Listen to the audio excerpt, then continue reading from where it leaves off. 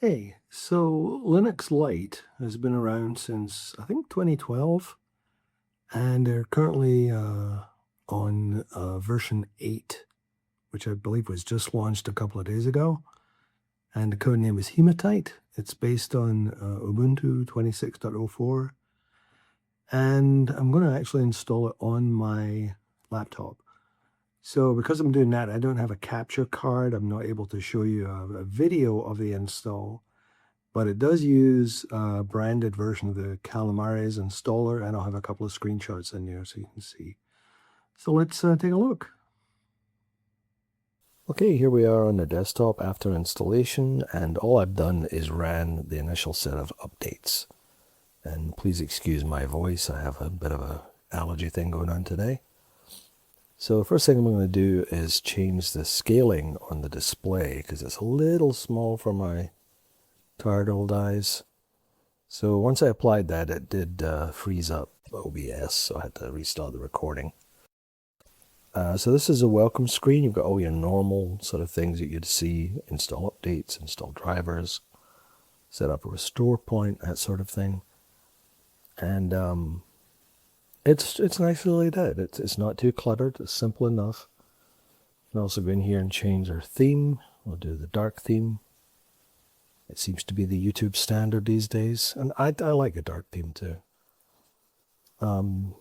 You've got your support options here, including the Wiki, which is actually a separate item on the desktop here, as you can see. And the Wiki looks really nice, actually. It's laid out very well. Got a little bit of color on the left column there. Navigation is straightforward. It also looks to be quite thorough. There's, install software, hardware, network, system stuff, tutorials, customization, an FAQ, a glossary. There's a lot of stuff in there. They've really put a good effort into this. This is nice. I like this. I wish more folk would do this. The Arch Wiki is a kind of standard for this, and this looks really good too. So kudos to the team for this effort. Here's the settings here, which we can actually look at in real life, which is where all your stuff is gathered together.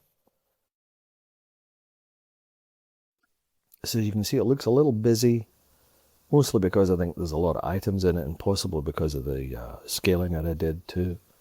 But it's well organized. It's got personal, hardware, system, and other, and then all your categories in there. If you look at power management, it doesn't seem to have built-in settings or profiles like, laptop or power economy, that kind of thing. But you can install apps to do that, so that's not a huge deal. Looking at the mouse and touchpad here, I just changed the scroll direction. I like the backward scroll. So pulling up the terminal, you've got a little customized terminal there, which is nice. And they've customized fast fetch also to do a lot. It's pulling out volumes of information there compared to the usual fast fetch stuff I see. You can see it is kernel version 7. And it's using a fair bit of RAM, actually. Now, even though I have OBS running too,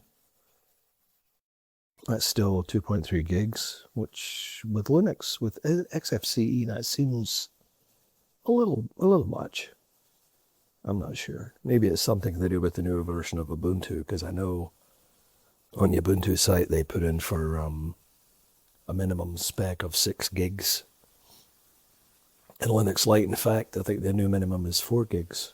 So Firefox is a default browser, and they did a couple of things here. They got an aggregated search, which I like, and it's anonymized. It's a privacy-focused search, which is good. And it's using SearXNG. I don't know if that's how you pronounce it, but I've heard of that before.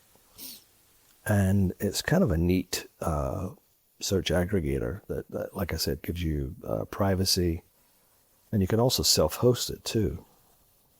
So another thing I noticed here was this, which kind of intrigued me. And I don't know exactly why they're doing this when you can actually have like search, LLM assistants in browsers. But anyway, they provided an easy way for you to set up an Ollama instance on your computer and then access it through that My AI link, which is just a local host IP and a port number. So it gives you a couple of different LLMs based upon your system specification.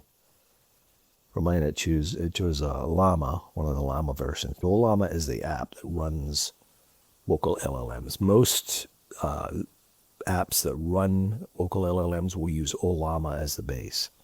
Llama is the actual LLM, the LLM instance. So this is sped up because I have a slower internet connection, and plus it's an i5 computer, so it's not particularly fast. This is a ThinkPad T480S. So it installs the Ollama runtime. And usually with Ollama, you just use it from the command line, but you can hook up UIs to it, which they've done here. They've set it up with the, you'll see in a second here. So this is the My AI Linux Lite. And that's actually not bad. 9.2 tokens a second for an i5 is pretty decent. So it's functional. The one thing I noticed was I didn't see any obvious way to turn off Ollama once you've launched it, at least from the GUI. So that's kind of interesting. I don't know if it times out. I went in a little later, as you can see here from the fade, and just launched Ollama on its own. And you can see here it's got the various options. What you can do is, once you finish using it in the UI, just go to the command prompt, type Ollama, and then just hit escape, and that will quit out of it. And that will restore your memory.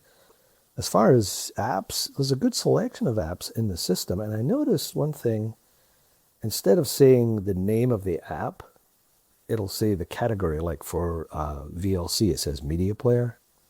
And for Kdenlive, it says video editor.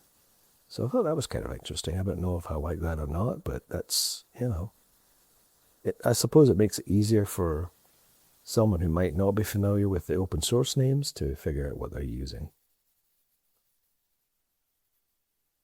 So let's sum up here. What do we got?